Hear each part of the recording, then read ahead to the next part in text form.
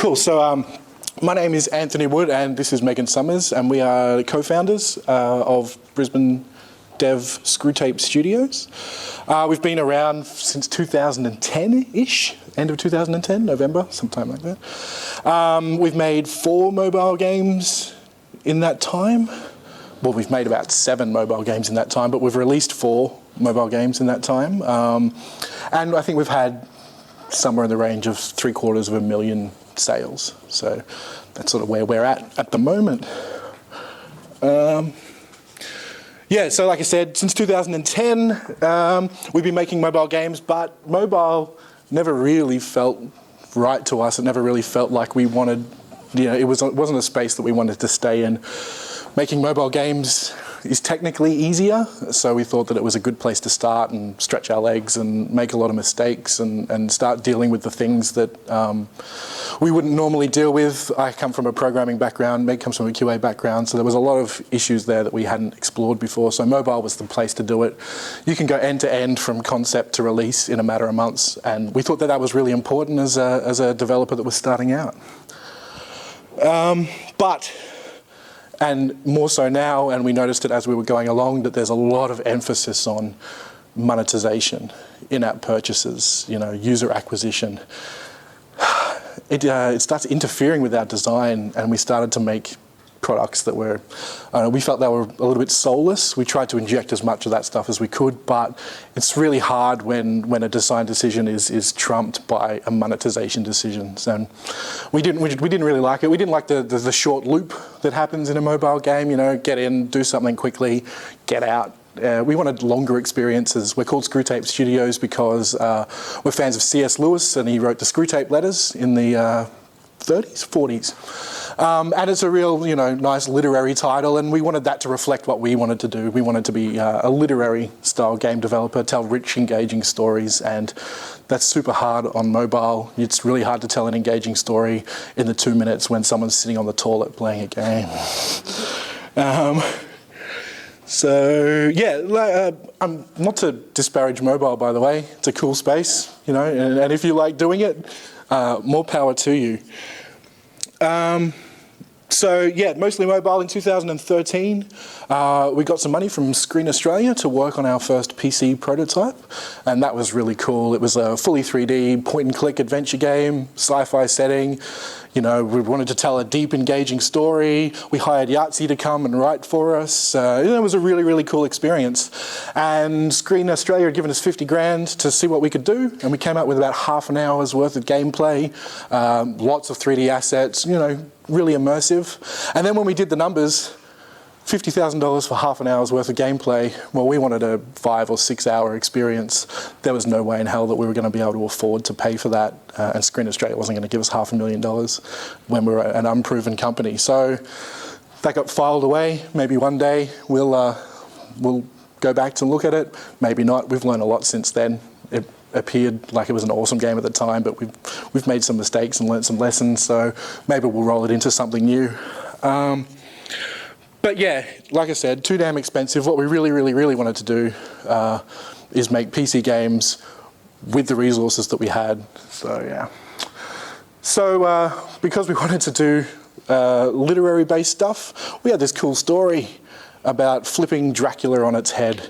I don't know if everyone's familiar with the story of Dracula, but at one point, our star, Jonathan Harker, he gets taken, lured to Transylvania by Count Dracula, and he's kept there. In the original story, he breaks out. If you watch Francis Ford Coppola's movie, he has an orgy with the Rise of Dracula first, and then he breaks out. We wanted to do something a little bit different, and so we thought, what if his fiancée, Mina, who's still sitting in London, was actually a member of the military, and she could get her hands on like a mech suit, and she could go in and save Jonathan herself. We wanted to make this cool 2D platformer with lots of shooting, but flip the story on its head. And we had all of these cool ideas. She'd get there and we discover that the vampires have been cloning humans because they're actually really sensitive people, sensitive beings, and they don't want to kill people, so they've started cloning humans so that they could keep humanity safe. And we have all these moral issues because they've started cloning Jonathan. And Mina's there with her big mech suit, killing clones of her fiance and killing vampires, and we wanted to play with sort of the morality of cloning and vampires and stuff like that. But it sort of ended up being like, because of the flipping of the trope and she's going in and saving the dude, kind of dodgy feminist Dracula fan fiction, you know. It was a bit on the nose. It was okay, but we could do much better, and just, yeah, feminist fan fiction, not fiction about a feminist Dracula, just to clarify that point there. So yeah, we flipped the trope. She's in the Special Forces, she goes in, she kicks ass. I've gotten ahead of myself here. Rightio. And the game was called Robot Vampire Killers.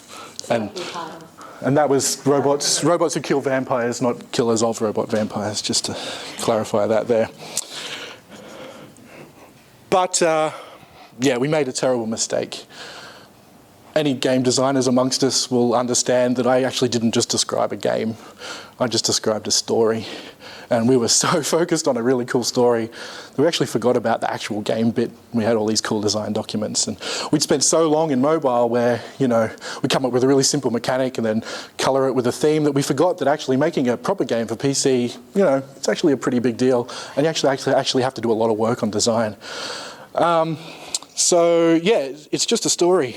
So at that point, when we realised that, I became all about mechanics, and I'm writing level editors, and we're experimenting with all this different stuff, and it was fun, and we got a cool little game going, and at the same time, Meg and I were both working at Defiant Development on Hand of Fate, and so, you know, night times were filled with going home and trying out this cool game idea. Yeah. Then we were at PAX in 2014, I think it was 2000, doesn't matter, it was 2014. And Meg was on a panel about women in games. Meg does lots of panels, she's a prolific speaker, she's a really good representative for women in games. And I was sitting in the audience, and it was awkward for me. I don't know about other men in the room, but for me, this whole conversation about women in games and, you know, the cultural impact, I'm all for it, but it's really hard for me to join the conversation. I feel like there's an environment where, you know, if you're not on one side or you're not on the other side, then you're just flat out wrong, and there's sort of no space for nuance and things like that. I'm only going to jump in here because I want to place it in space and time. Gamergate had just happened. So it was on much angrier space, and so the actual need... Yeah, it was much more difficult for everyone to have a voice without anyone getting angry, on both sides. Yeah, so I don't know, it was just a really uncomfortable time for me, and I wanted to say something, but I didn't know how to say it, and even now it still is a bit of an issue, but we found a solution. So at the same time, some of you may remember, you know, September 2014, October 2014, Anita Sarkeesian went on the Colbert Report, and she did an interview with him there, and that really hit me. She spoke about damsels in distress a lot, and the, you know, the impact on games with women, and I don't necessarily agree with a lot of what she says. I don't disagree either. I think she's got some goals, but you know, it's a grey area, not black and white like a lot of people make it out to be. And then I realised that rather than trying to join the conversation, you know, I'm a game developer. I can contribute to that conversation by making a game. You know, that's how we best serve people, by using our art and entering the conversation that way. And so it all sort of came that we threw out the story of this robot vampire killer Dracula thing, and we went, let's hit people over the head with a sledgehammer, because that seems to be what happens at the moment. So we came up with the idea of no dude in distress. It's just a really strong chick, you know, and she's not magical, and she's not from a billionaire's family. Her parents weren't killed. She's just a normal chick who studied hard, who trained hard, and she got recruited by an agency that keeps vampires in check, and we wanted to tell her story. And the easiest name and sort of the most obvious name that we came up with was Damsel. We got a cool comic booky logo. It's not a very good logo, actually. We looked at it for a while, and it kind of sucked. It didn't really capture anything about her, so we tried again, and we got Damsel. It's cool, it's gothic, it's a little bit feminine with the pink-purple colours. It's a bit Batman-y, if you look close enough. We kind of like that, big Batman fans. But it still wasn't quite good enough. We didn't want to take ourselves too seriously. We wanted to be a little bit pulpier. We wanted to be like a graphic novel or a comic book. That's the sort of character that we wanted, an Indiana Jones type that would shoot a vampire in the face with a shotgun and then like say a cool line afterwards. That's sort of what we were going for. And so we ended up here with Damsel. And that's our logo, and that's the best one, I think. I think everyone thinks that. It's easily readable. It sort of gives you an idea of what's going on. There's vampire teeth. There's blood in the letters. Like, it all just comes together. Rightio. So we had a cool story. I've been playing around with mechanics, but we didn't want to reinvent the wheel, and I'm not a big fan of innovation for innovation's sake. So we talked about what sort of game we wanted to make, and we grew up playing platformers, 2D platformers, Commander Keen, Duke Nukem, Jill of the Jungle, if you ever played that, Cosmos, Cosmic Adventure, Prince of Persia, PC games, PC platformers, that's where we came from. And we wanted to try and capture some of that magic, but in a modern sort of way. So rather than coming up with this crazy, innovative concept, we just wanted to make a cool 2D platformer, fairly story-driven. You go around the world and you kill vampires. And that's sort of where we got up to. So yeah, our goal, 2D PC platformer, lots of ties to old games, and the really important thing was that it had to be really fun. Fun was all that mattered. Fun. If it wasn't fun, it wasn't going to work. We're going to blow our $250,000 that we've put on the game. So it has to be fun. It has to be fun, and that's sort of how we got to the point we're up to. And I'll move over to Meg. You talk. So from a production side, while the game design is changing completely over a 10-month period, I had to do a lot of switching things around. And so we decided we were going to start looking for some money outside. We'd funded the game. The idea was always to kickstart and hopefully greenlight at the same time. Use it as marketing, though, rather than as we need this money to continue. So we actually used that model. The guys from Hand of Fate, Morgan and Dan, have been mentors of ours for a number of years, and that was their model. They used it as an advertise, and that grab 40 grand so you can push it to the end, but don't use it to push yourselves. But at our point, we realised, okay, maybe a guaranteed 50 grand might be a good idea. So we actually were put in touch with a guy who he was the new acquisitions officer at Square Enix for 10 years. So he knows what publishers want. He's now started his own company as an agent, and one of the best and worst days of my life was speaking to him, because he got a build of the game where we were at. We had a really fun build. It was feeling really good. And he played it, and we had a Skype call, and we were really excited, thinking, oh, maybe someone might give us 50 grand. For a publisher, that's nothing. And that'll get us over the edge with the game that we want. Fun isn't enough anymore, was the statement that was given to us.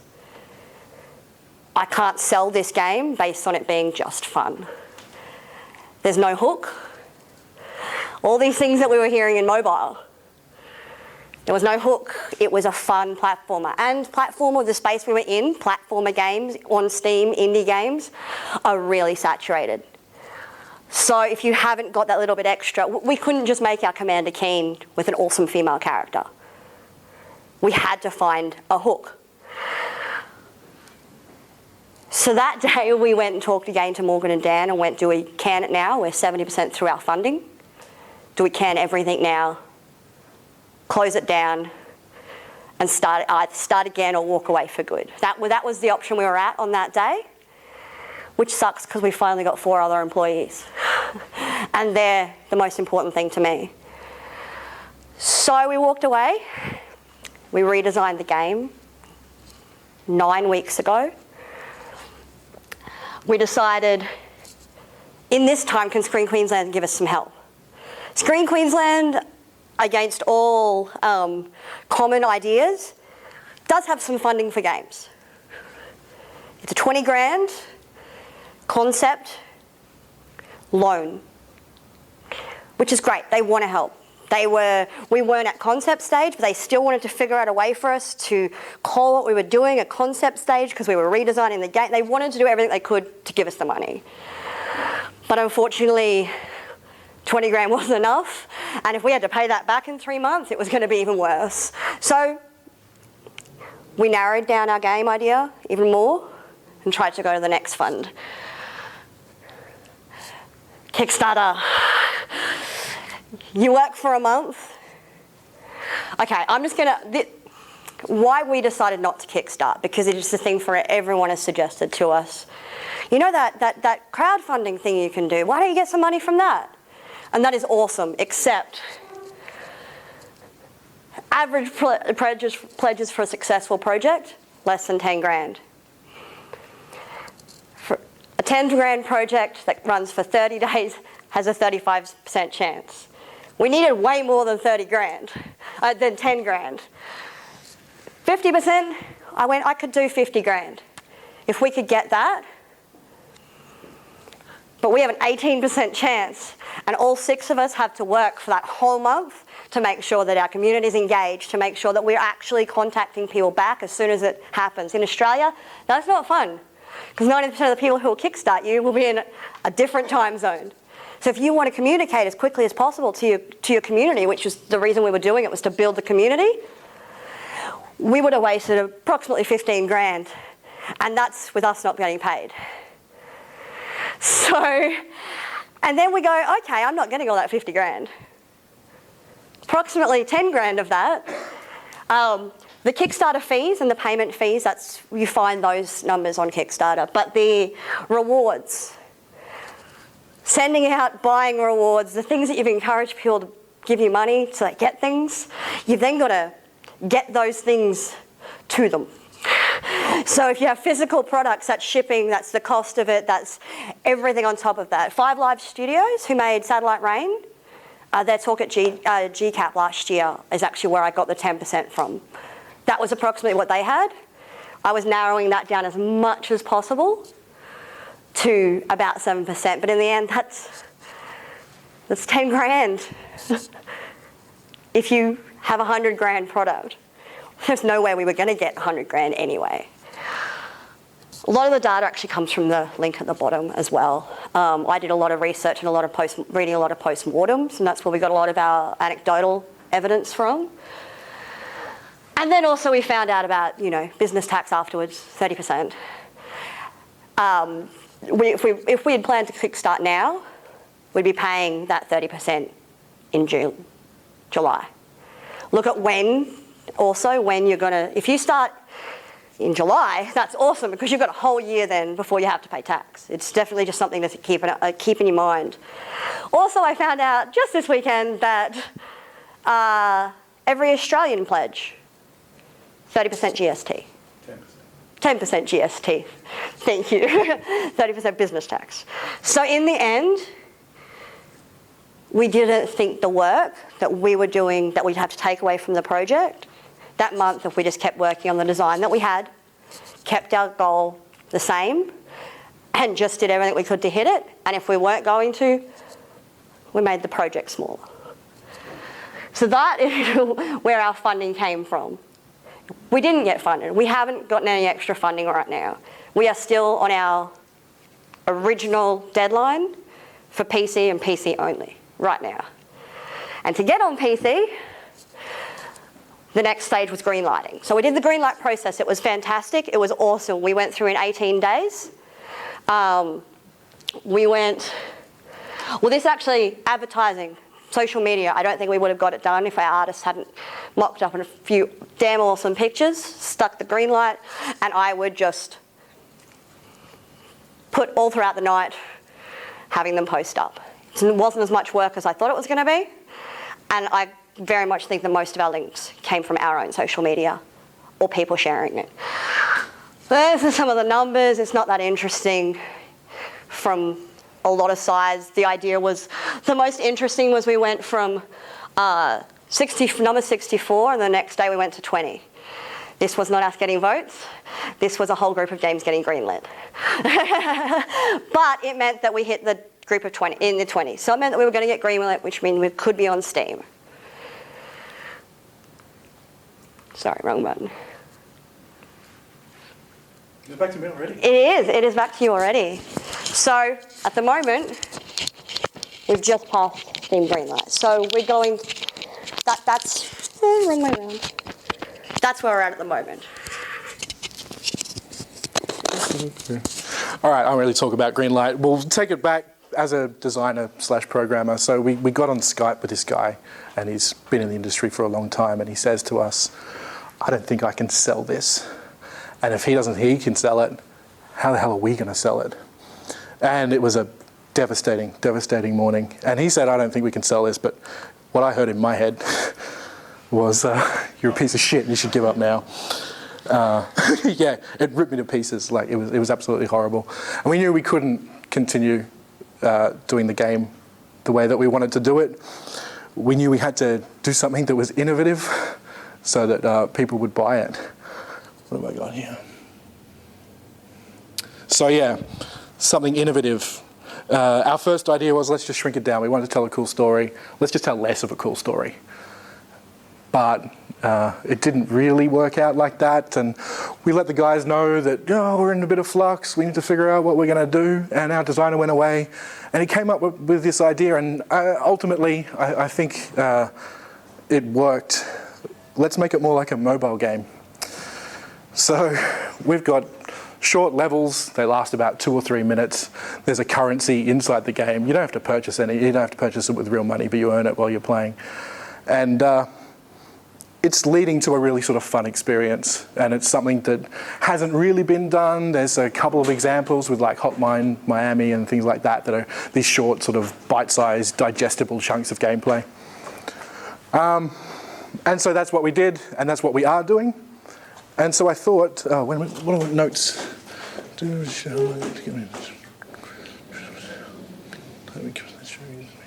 Yeah, so the other big thing was when we had that conversation, we wanted to make a new game, but we couldn't do any new art. We couldn't afford to get any new art. We couldn't afford to really throw out anything. Guys have been working for 6 months.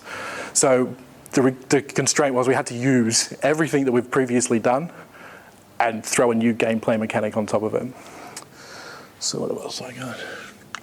So I thought it might be interesting if you guys want to see a bit of our sort of dev process, pull up Unity and show you how our tools work. I don't know, I know it's not a tech talk, but there might be something interesting there for how we accomplish that. Does everyone want to see something like that? Is that cool? Yeah, cool. All right, so talk amongst yourselves for 2 minutes while I start up Unity and get this going. Actually, you can feel free to ask Meg lots of questions while I'm doing this. There you go. All right. Awesome. Yeah, I think it would be worth like doing Kickstarter for like like $1,000 or something, 500 just to get the marketing. Like if you don't need the money, but you need the marketing, so you Yeah, just have like if that, yeah. small amount, then you don't have to worry about all the overheads, and you're not promising them terribly much with such a small amount. The only problem with that is you only get $1,000, but mostly your bottom tier is give the game away for free. You've just got to make sure you're careful with your tiers, because that was something we were thinking about. Because if somebody gives you $5 and you're giving them the game for free in that $5 tier, then at the end you've only got $1,000 from those people, but at the end you've also got none of those people buying the game for the $10 that you're actually buying the game for. So there's definitely way ups. It was one of the reasons we decided to do Greenlight instead, because it is marketing. We had 184 just commenters. We've had about 15 YouTube streamers and Twitch streamers just from that contacting us, either wondering if we have keys now or when we can get keys to them. So it is actually also reaching out. As soon as you do Kickstarter, send an email to every single PC reviewer that there is. Contact Rock, Paper, Shotgun, even if you know they won't care, because they just might. We use that as our advertising rather than for the money at the time. It just didn't seem worth for the money. Yeah. I don't think you don't get to get away for free, do you? No, but your tiers will definitely depend on whether, even if it's just a small amount, it'll definitely depend on who will actually pledge. But if you weigh it all up, and you can see it, the price is working as well. It is a way of doing it, and it is what Hand of Fate did. They were a $1 million game over the whole time of their life cycle. They kickstarted for 40 grand because they were using it for that advertising. So for them, it was worth it. Yeah. I'll let you. Yeah? Yeah. You can actually see the game. It's way more interesting than me talking about marketing. So this is a build of the game that is on this computer. I'm having issues with Boot Camp driver, so if the computer just shuts itself down, it's not my fault, it's a shitty Mac. Palmer Lucky would be proud of me saying that, right? So I thought we'll play, I'll show you a little bit of gameplay first, and then I'll show you the tools that we use. So the idea is that she goes around to all these different locations around the world, and at each location there's like 8 missions that she's got to do. And so we get to reuse the same environment a couple of times, and we get to throw her in and give her different challenges. It means that you can explore the same environment but with a different context, and it also means that we don't have to create as much content, which is really cool. And it starts with really simple stuff where we guide people into the gameplay experience. Music, by the way, is by Dan Sugars here. It's really cool stuff. Give him a hand. It's quite dark on this screen, isn't it? There's a little damsel. I don't know how well you guys can see it from back there, but... So we start off really simple. This is the size of our smaller levels. It's really hard to see. And we've got these little hacking games that you play. Ah, shit, I can't even play my game.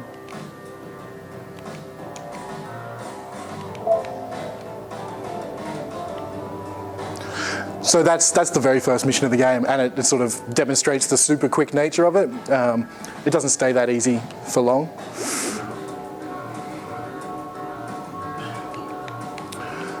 So we come around, we've got other missions like this one here where she's been sent into this warehouse in the USA, and the vampires have hidden all these coffins around the warehouse, and it's her job to go and destroy all the coffins. But there's also vampires there as well, so she needs to be able to deal with them. It's pretty good music. I like it, yeah.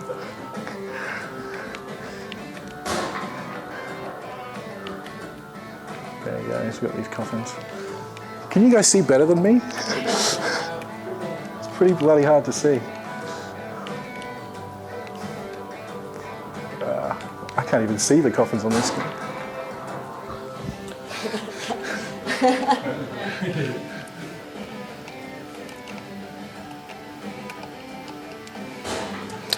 Excuse the dodgy sound effects.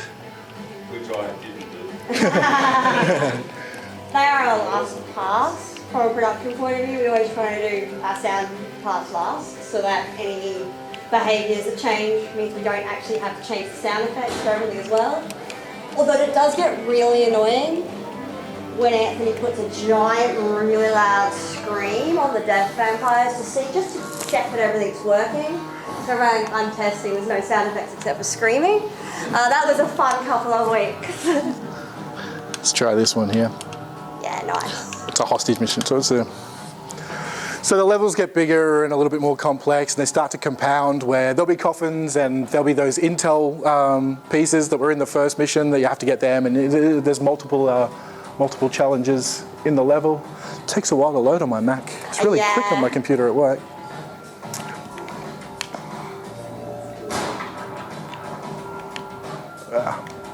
So we get to rescue hostages. It's like a little rope cutting mini game.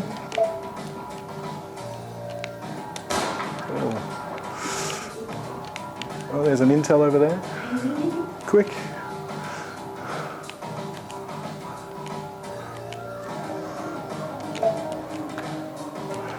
She has a, oh, fuck, killed me.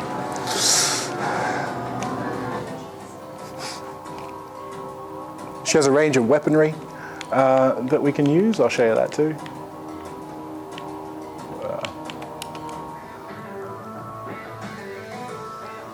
So at the end of the day, we want to have like 20 of those locations, 8 missions a location, so that's 152 missions that she can do in the game, and we're looking at about 3 hours worth of gameplay.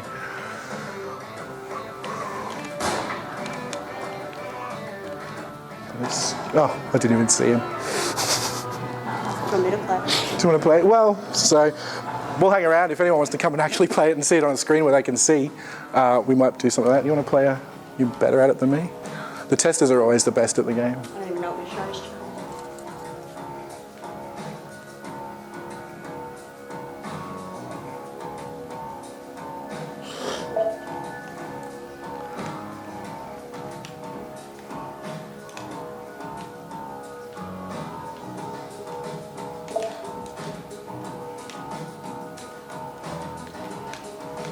So part of what defines her is her ability to jump around and grab onto platforms and, Female swing and hang. as well as male hostages, just so everyone knows. That was something that got brought up in our video. We already had our male enemies and our male hostages. That made us, yes, like 15 out of 10. One of only 4 negative comments though on Greenlight. Faith was restored in the world on Steam for me.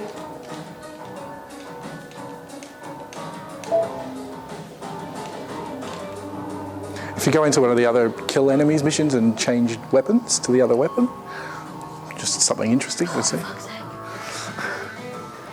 Let's press OK again. Okay. Sorry guys. We'll make the soundtrack available on Steam too.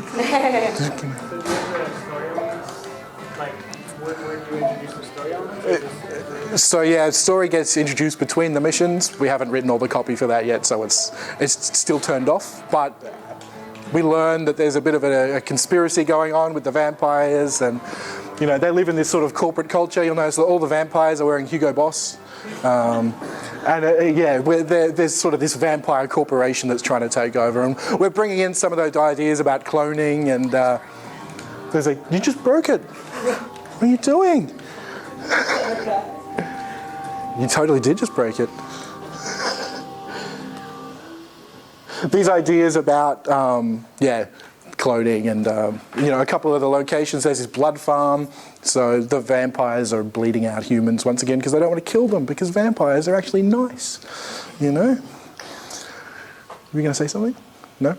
Okay, cool. I thought I'd show you a little bit of that. So that's the gameplay. It's not very good on that screen, unfortunately, but I thought I'd give you a bit of a taste of how the game looks. And now I might show you some of the tools that we use to build that, if anyone's interested.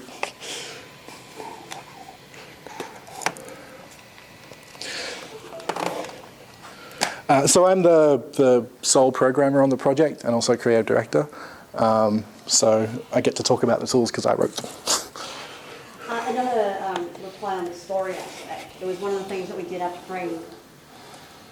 To add story intensely, either having a lot of writing or a lot of VO, is expensive. But especially as we want to localise, we don't want it to just be in English. So any language, then afterwards, you localise based on words.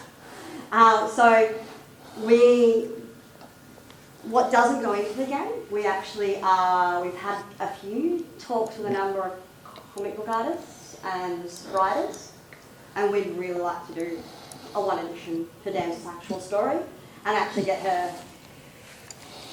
story out there as a sort of a companion for people, because we know it was there, and unfortunately in our process we've had to dilute it a little bit just to get the game out. If any Unity devs here see a tool that they want, just let me know. You can have it, because because we're in a sharing sort of. Don't let me talk it up too much. It's pretty simple. You won't be able to email him for bug fixes on that tool though. You get it as is, right? So a couple of little things, because navigating scene sucks in Unity. We've got this cool little scene navigator that we can go to. That's fun. Cool. And then because we really need to build our levels quickly, we need to be able to, so the game is, if you noticed, it's 3D, except for all the pieces of the world, any decoration and environment's 2D. So it's just 3D floors and walls filled in with hand-drawn 2D sprites for literally everything else. And so we need to be able to prototype quickly, we need to be able to build levels quickly. So our biggest hurdle was our designer. He doesn't program very much, but he needs to be able to sketch up stuff really quickly. So we had to create sort of a simple tool that anyone could pick up and sketch out levels with. So that was sort of the first thing that we did. Let me just. So we've got this sort of tool where we can make and sort of create platforms, and this is how all of the 3D spaces in the world get made. We can go nuts forever, creating sort of rooms and walls and lining everything up.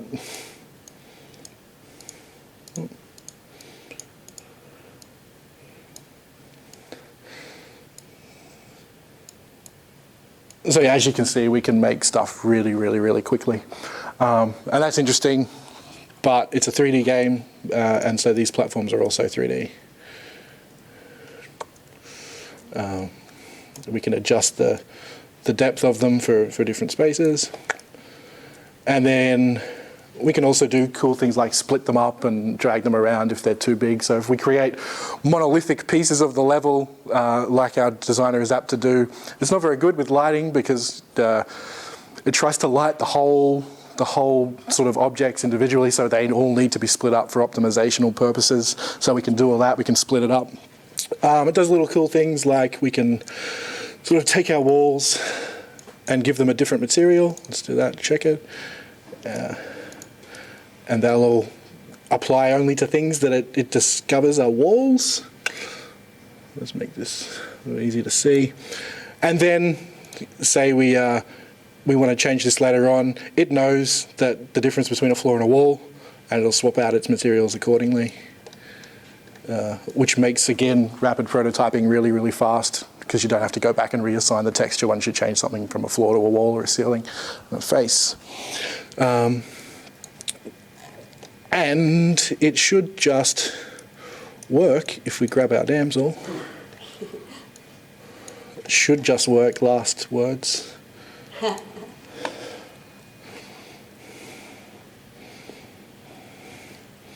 And there she is. So we can... And she's still 2D. Yeah, so the character's 2D. All the characters are 2D. 2D skeletal animation system. We use a plugin called Puppet 2D, if anyone's familiar with it. But yeah, so we can go from nothing to complex levels, if you can see it, relatively quickly, which gives us the power to throw out ideas, which is really important when we're trying to rapidly iterate like this. Oh, there's some of her special abilities. We didn't see our other guns. She can rocket jump. You'll notice that it knows what particles to play when she's running across the ground, what footstep sounds to make. We have a system that sort of detects that at runtime and applies the right audio and right particles. Once again, so that the designer doesn't have to do any of that stuff and it just works.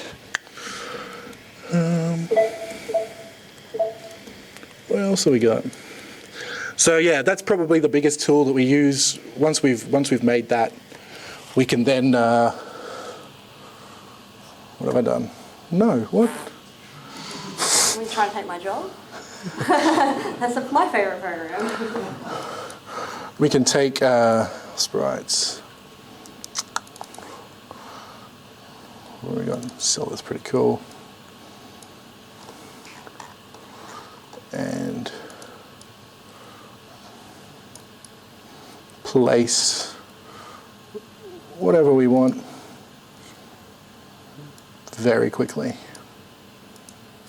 So the game, anything that's important to the game sits at 0 on the Z-axis, and then we just move environment backwards and forwards. Light it our lighting sort of idea is we kill ambient light generally completely. We don't have any big directional lights in the scene, and we just have point and spotlights that fill in the lighting information.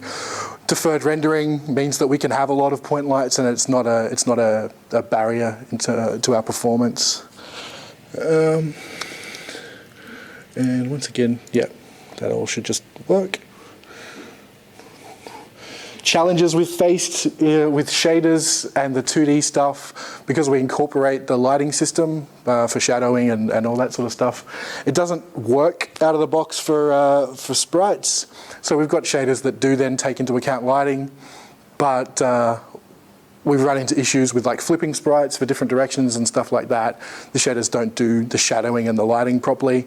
So there's some of the dramas that we've run into, and I'm not good enough a shader programmer to fix it. So if we ever need something flipped, we just do it flipped in Photoshop and chuck it in the game. So far the game comes out at about 400 meg or something like that. It's pretty small considering the amount of content that we've got in there. So that's sort of our level tool. What else we got? Tools. We've got a dialogue editor that we've had to create. So this just allows us to plan the. So we can set up dialogues between the characters to play during the menus and during the game, and Damsel just runs past a trigger and it triggers this dialogue. It's not in this build, but it's got localization support so that we can type it in here and it sends it up to a Google Doc, and we can get the translations and come back in a different language if we need to, or when we need to. And these conversations, if you're Unity fluent or aware, get stored as scriptable objects just in the project. So there's those. I can show you tools all day. We also create our characters through a similar system. So we create a character and assign colours and an image for her dialogue and things like that, and then we use those characters in the dialogue. So, but we can use her information anywhere. Once again, just stored as a scriptable object. That's probably it, really. Yeah. Most of the game is made up of those big platforms and these little catwalk things that we can drag around and once again make any shape or size that we want.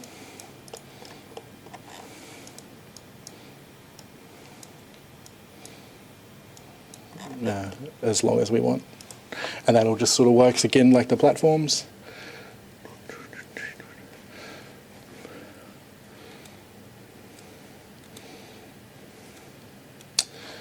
So using all of those tools and two stupidly talented artists and a stupidly talented animator.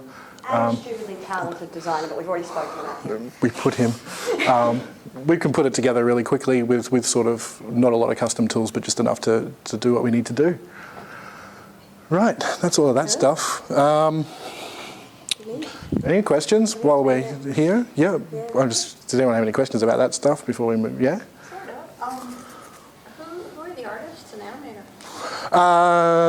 So the Daves are our artists. We've got two Davids. Do you want their names? You're not going to steal them from us, are you? No, I'm just looking. We want them to. We've got David Gunnison and David Collinson. Collinson. Sorry, I should know his name. And then Nick McCurgow is our animator, and Gareth Pavlich is our main designer as well. So they're the names. Look at the transcript but don't steal them. Don't steal them. Yeah. I'm an artist, I'm not going to steal one. That's what they all say. Anyone else got any questions about that sort of stuff? Yeah, so with that tool, I was just wondering, so does it like UV map it automatically? Yeah, well, so the front face, which is quite hard to see here, is sort of maps in world space so that we can connect as many of them together as we want, and it will just work. It's just a surface. Yeah, and then it's all UV mapped. I mean, it's simple UV mapping. Yeah. There's no sort of complex stuff going on. But yeah, it's all properly So then mapped. is it just like tile map or? Just tiled, just repeating tiles. Yep, and we can change the scale, and we can also rotate it around the face as well if we wanted to do something different and offset some tails. If we had tiles in that area, we wanted to make them diagonal, we can just rotate the whole thing 45 degrees and get a different look. Yeah. Cool.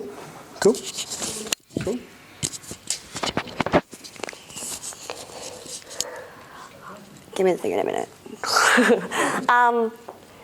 Okay, so you've heard from conception, an idea based on not feeling particularly like we're able to have a voice, to a great story that wasn't a game, to a game that wasn't fun enough. So 9 weeks ago, we went from a mission progression to the missions that you're seeing now. 2 weeks ago, we showed the game for the first time. We went down to Sydney to GX. Based on the amount of changes that we'd done, it was terrifying showing the game for the first time. It was a wonderful convention to go to because it was actually small. The feedback was amazing. We had publishers come and talk to us. We had press talk to us. 2 of the interviews are out about the game. 2 are about to, and PC Power Play wants to talk to us as soon as it's out. Ian Kane? No, what was his name? Tim Kane. Anyone who knows Fallout? He made it. He came up to us and said, this doesn't do justice to our art. He walked in and said, your game caught my eye as soon as I walked in the door, and I've wanted to play it since I got here. Worst thing is, this is just a side note, he couldn't play the game because he's colourblind. All of our little mini games are red, yellow and green. So therefore, he wasn't actually able to play. This is a side note, put colourblind mode in your games, damn it, and put dyslexic font in your games. Even if it's the least you do for people, because it is hard to, you want everyone to play your game. And it wasn't until that moment that it smacked me across the face that the guy who made Fallout couldn't play my damn game when I was there to show it. And that could have been amazing. So just a side note there. Make sure we're making a game for everyone. It's a fun game. Yes, it's called Damsel. For the girls who need it, it's there. For everyone else who just wants to play a fun game, you're playing a fun game. That's the point. And when one person couldn't play it because of the colourblind, it opened my eyes a lot. So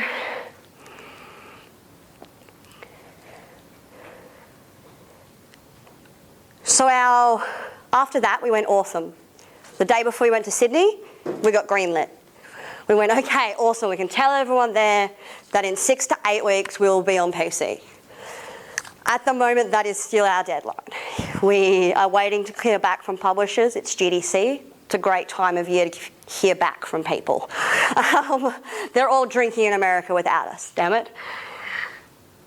So a couple of days ago, about a week ago, we got an email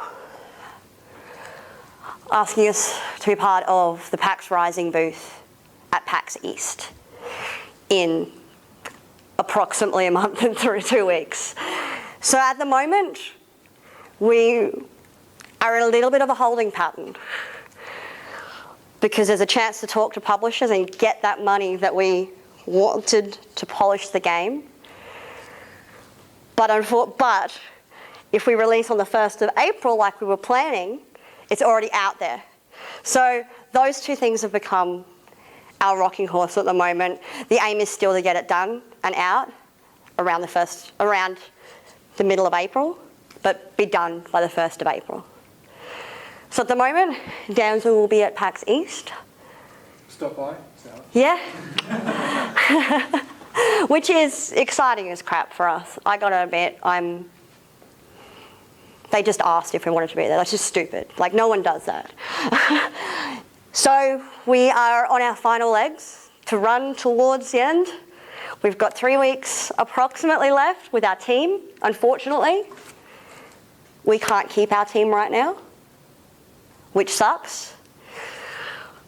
But maybe by the end of the month, we may be. So we're very honest with our team as well. They understand. We give them plenty of time to go out and find extra contracts before this one will be up for them. But unfortunately, that's how indie games sometimes have to work. If it takes you a little bit longer to find the fun or find the grab, other things are going to have to fall behind, whether it's our story, whether it's not being able to keep our employees for the whole time.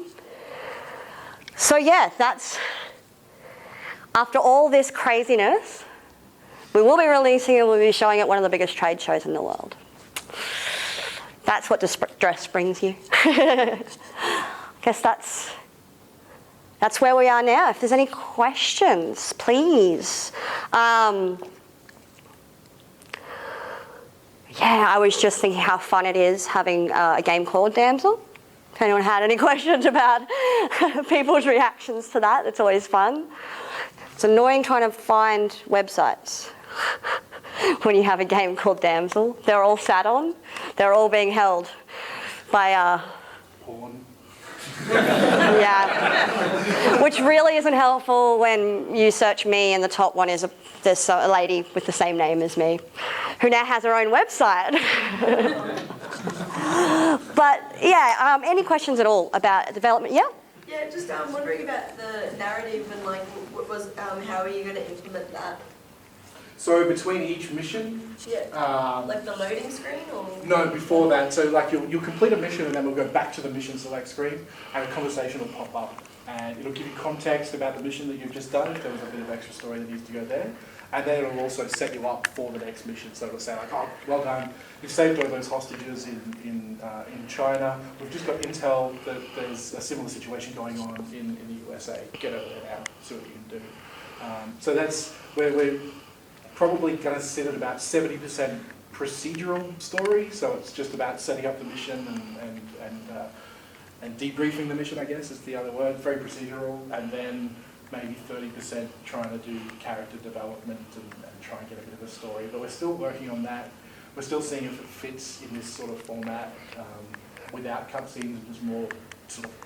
So it's just text-based? Just text-based at this point. Yeah. Talking heads, sort of?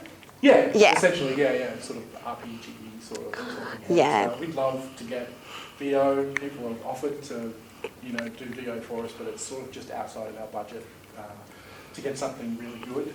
And because we made the choice as well that we weren't going to do VR because of resources, we're sort of pushing the writing back as far as we can. So we don't even have a final script yet to send to an artist to do VO for us. So we kind of backed ourselves into a corner with our redesign. So yeah, it probably won't happen with this one. But that's why I'd really like personally to have a comic book come out, a companion that goes with it. Oh, there's nothing at all other than an idea right now. Unfortunately, it's we have a story. I love our character. A few years ago, I had somebody from Dark Horse contact me just to say hi.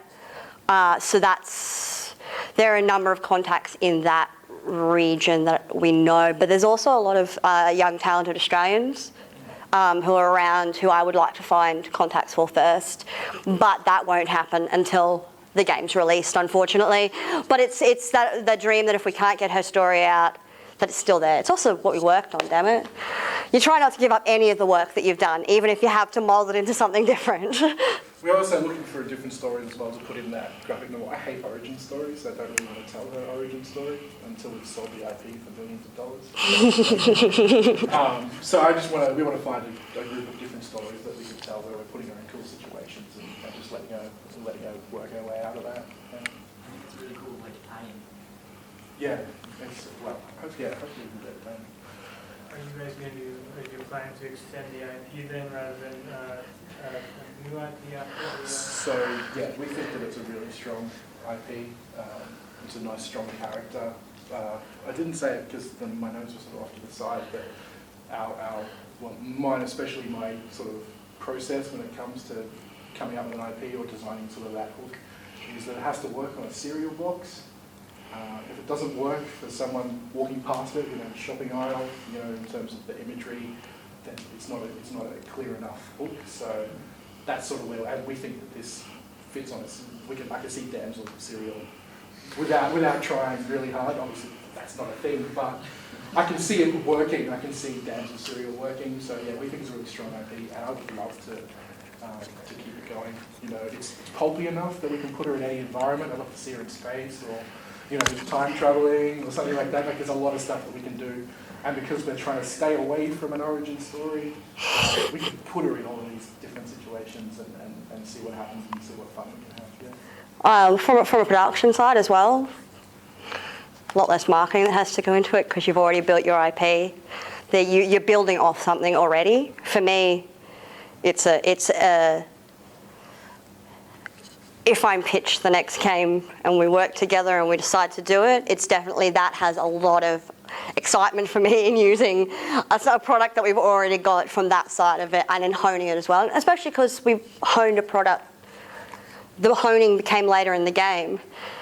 We know that there's so much more we could do, and we're just holding ourselves back right now to hit the deadline. We also don't want to waste all these tools and processes that we've figured out, so if we can make another 2 or 3 games that are, you know, this plus, you know, I'd love to spend the time solving more complex problems now that we've got the foundation, so it'd be a waste to throw out. Although, you know, we want to pitch Bethesda and do like a Commander Keen remake, so It's my dream. use all these tools to do something like that. I mean, but if Damsel's successful, we might do that. But that's sort of one of our sort of closet dreams. We want to try and get into a license like that, because that's the game we grew up playing, and we think it's super cool to do. Yeah. Yeah. Awesome. What are you doing, so leading up to your release, which is in 4 weeks, what's your schedule like? Are you still like down coding? Are you still I'll be fixing bugs and implementing features right up until the 11th hour. Unfortunately, I'd rather spend some time sort of testing and polishing. But because we did this rewrite, we've given ourselves not much time at all. So yeah, it'll come down to the wire. Our animators definitely, we've got more enemies going into every level. They are still being animated. We have levels, the progression is now final, but the levels are white boxed, a third of them, the last third. And so our artists are, arting it up and making it look pretty. And I'm a sole tester, so even though the bugs haven't been fixed, they're all there. We've got a system where, like, because Anthony is our only programmer, he can't be fixing and creating at the same time. So as our tester, I make sure everything's prioritised, but also if it gets fixed inadvertently, it gets taken off that list as well, so that the team doesn't have a weigh down on them. And then marketing. There's a lot of marketing, there's a lot of paperwork. You can only go on Steam if you have an EIM or a TIM, which is an American tax file number. So that was fun. Time differences for us in Australia can be a bit of a bitch. And I'm pretty sure anyone who's worked in mobile, even with selling overseas, it can get, your communications just get out, or you're replying to emails at 2 a.m. to make sure you're replying straight away. So yeah, it's marketing considerations, like we're going to do all trading cards for Steam, background badges and all that stuff. There's a lot of sort of requirements there that we have to do that aren't optional. It's like every time you get told yes to something, there's then a new month's worth of work to actually get onto the thing that you want to be on. So getting through Greenlight took a week to then get us onto Steamworks, and then it's like, okay, here's all the extra work you're going to be doing.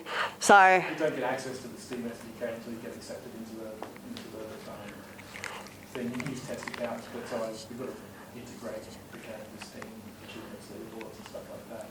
Luckily I've done that before, so it's not a new experience, but it still takes a fair bit of time to get done. yeah. Yes. Do you have any advice for contacting press and getting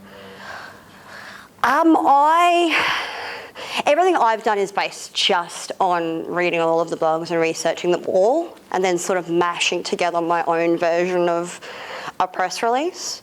I email everyone, even if I know that we may, when we were announcing our green light, I knew that PC Power Play didn't care, but they may see it, and once we got greenlit, they may have cared. So I probably send out a couple of hundred emails. I always try to have an image and something bold up the top. There is definitely an advantage to finding the actual reviewer on the site who likes the games that are like yours and contacting them directly. But it's a shitload of work. And when you're, I was just thinking that for you isn't viable. So I'm as polite as possible. I'm often, if I know I don't have a single person, it's like, hey, PC Power Play team. They know that you haven't been direct, but I always try to be friendly. But definitely having an image, show off your art as soon as possible, and then say what you're doing as boldly as possible so that they can go, okay, it's just a release, or, it's just green light. I'll keep an eye on it because I really like the image. And then, so as soon as I'm doing the next thing, send out the email to everyone again. Every single email, we've now been greenlit. We're going to this convention. They must hate me by now in my email, but I just contact everyone. There's a few different people who've put up online their own press contact lists. I grab those and franken them with mine, and then allow the same people to grab mine then. So definitely, email me. I've got a list that you can start with, for sure. Yeah. One thing I think is really important when you're contacting people about your game that sort of gets overlooked a lot. You have to ask them something, and you have to ask them to do something specific. You can't just send someone an email and say, look, I've made a game. They'll go, okay, cool, you've made a game. You actually have to engage them and say, we've made a game, we want you to look at it so that you can review it. You have to sort of you have to tell them what you want them to do. Otherwise, they just don't give a fuck. It's too many people. For something specific, because if you make a request, they're more likely to reply. Even if they don't fulfill that request, you've actually asked them to do something. And that's a common mistake that heaps of people make. You just go, here's an email, here's my game. Who gives a shit? And we've made that mistake as well. Yeah, our first games, it's also from me learning from our press releases that, okay, not one person came back on that one. Whereas, this is what I did in this one, and we actually at least got some replies. We had a couple of replies saying, contact us back when you're ready to release. That's way better than it used to be, which is give me $20 and I'll review it. So yeah, there's definitely ask them. Yeah, don't ever do it. Feeding the snake.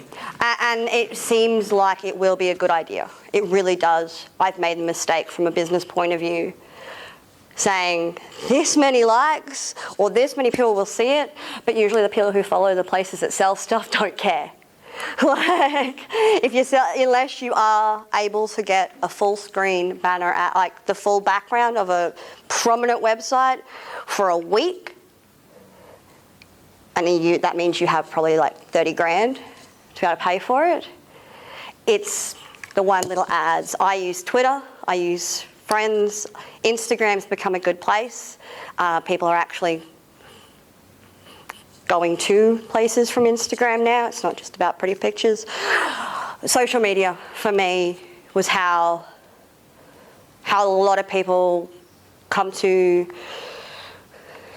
That's how they got to Greenlight. I also study I keep all the analytics. Everything's either Bitly or Google Analytics. So there's at least a way. I put that on the link that I send reviewers as well. I create a Bitly link just for reviewers. Because even if you don't get any replies, because they may not if they don't have any time, but you know if they've clicked the link and you know if they've watched the video. And that's more important sometimes because in a couple of months' time, it's happened before, you get an email going, we wrote up something for you, it'll be up tomorrow. Or, they may not ever reply, but it doesn't necessarily mean you're not going to do it either. So be friendly, but keep hounding people. All they can do is ignore it. think the other really, you have to make something that looks good. I think that's like the most important thing. Like, for a lot of the time, our game looked much better than I played, but people were interested in seeing it. Like, I think people respond to quality, and if you've got something out there that's engaging and visually interesting and looks like it's a lot of fun, you're going to get a lot more traction. Like, you can send all the emails you want in the world, but if your trailer or your presentation of the game is crap, no one cares, because there is a million games out there with shitty presentations. You know, the design that you put into your marketing and all of that sort of stuff is just as important as the design you put into your game. You have to spend the time creating the product and putting that product forward. Otherwise, yeah, there's too much noise. You need to try and stand out, and the best way to do that is to make something that has high quality, or looks like it has high quality. Yeah. Yeah. Any other questions? Hey. Motivation. How do you get motivated when somebody, hits you with a massive sledgehammer? How do you? Drugs. Like Coca-Cola, he means. Caffeine. Well, yes, Meg and I have been friends for a very long time. I live in the Grange flat of her house. That's sort of how we sort of keep each other motivated and, close proximity to each other. And yeah, you just gotta try and rise above it. It's shit happens like every week that crushes your soul. And you just gotta fight through it, yeah. Because when you're running like, for example, we don't pay ourselves. All the money that went towards the game is for everyone else but us. So it's even harder almost to motivate ourselves. I've been very sick over the last year as well, which has been, I can tell on a day that I've been sick the day before, and I come in and morale's down, because not every person on the team was there. It can feel really hard. So I fake it.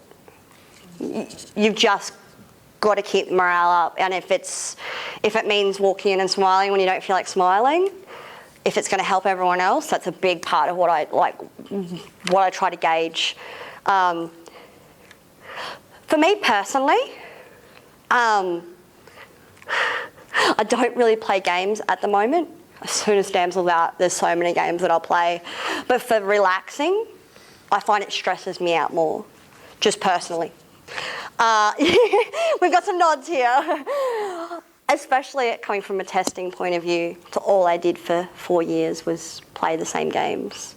I have friends who aren't in games at all. Twice a week, maybe sometimes I won't see them for a month, which sucks.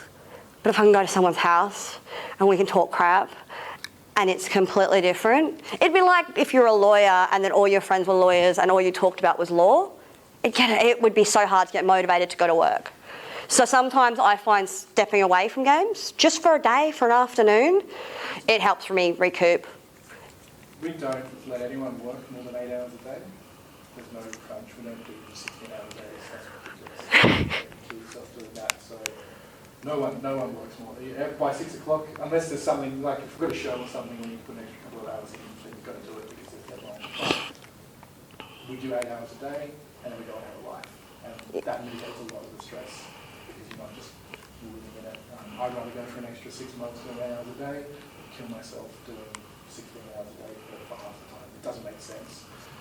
It's not a good habit to be in. It just seems ridiculous to me that you do that, have a life. Yeah.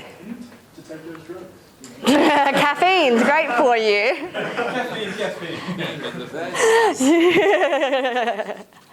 Yeah, it is hard though. And I do sometimes find myself going, fuck, it's hard today. Okay, I've just got to find something, get out, do something else. Binge watching House of Cards. Yeah. But yeah, it's something I found that I think a lot of indie devs do have, especially if you are in the middle of a project. The middle of the project I find is the hardest. There's a Women in Games group that I'm a part of, and quite regularly we get, how do you make yourself keep to a schedule if you're a lone developer? I feel so overwhelmed by the fact that it's there's going to be an end, but I don't know how to get there. And I'm like, yeah, I think we all feel that every day.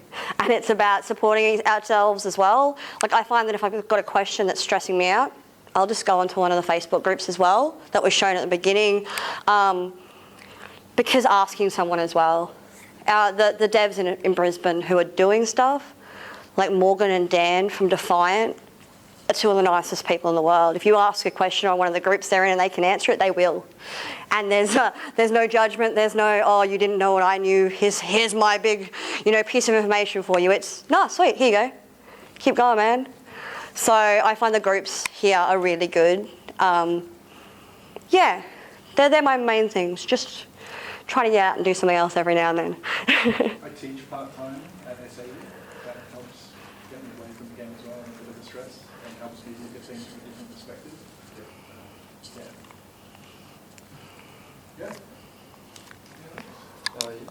Which project management methodologies do you favour? So we have a mashup. We have a mashup between Camden and we work in Agile, but there's two of the methodologies that we've sort of mushed together because the testing process doesn't really work very well in the Agile process. So it's about figuring.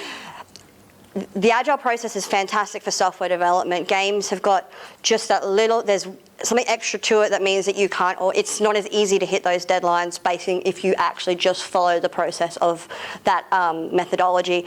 So we've mashed it together a little bit. I was lucky enough to work under a Scrum Master at Pandemic, which meant that they moved over for the first time to Scrum on a major game. And so QA was sort of the gatekeeper. You move all your stuff across on your boards, but it doesn't go to done unless the bugs have been tested. And it's adding that process into that weekly system rather than the normal game dev process, which is testing at the end and fixing everything. It doesn't mean that it's easy to lock down on that deadline because bugs and creative problems do come along. And so it's about mitigating our risks at the other end. I try and give a little bit more time for anything that's creative, just in case there's a discussion that needs to be had, a debate that needs to be had on a certain creative topic, whereas technical things get slightly less leeway because there's much more of a process to it that's easier to follow. I don't know if that helps at all, but it's definitely, I definitely did a lot of research on all of the Agile processes.